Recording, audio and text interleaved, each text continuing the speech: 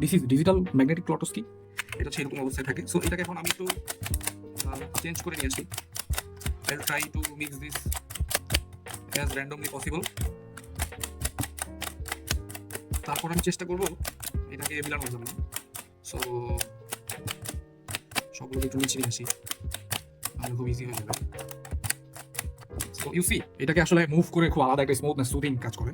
So let's এখন এটাকে মিলানো যাক। এটা লাস্ট কবে খেলছি we don't know. So let's make it up.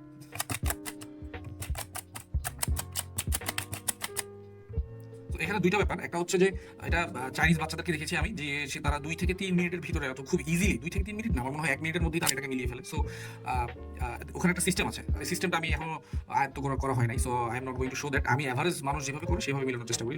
Let's do it.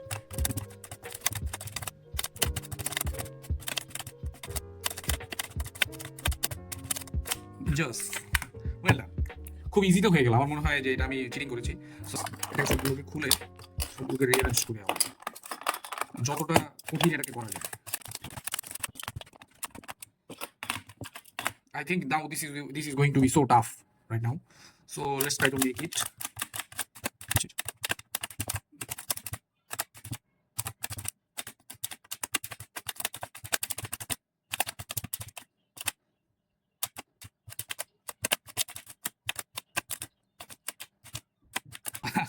এখন একটু কঠিন হয়ে যাচ্ছে এটা।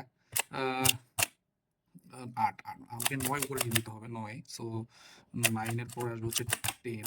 লেটস ট্রাই 9 10 12টা ওর দিকে চলে গেছে। সো নাইস, ইয়ে। So it's done. বাচ্চাদের জন্য তাহলে কতটা টাফ হবে I don't know. I think it's going to be very tough for the kids.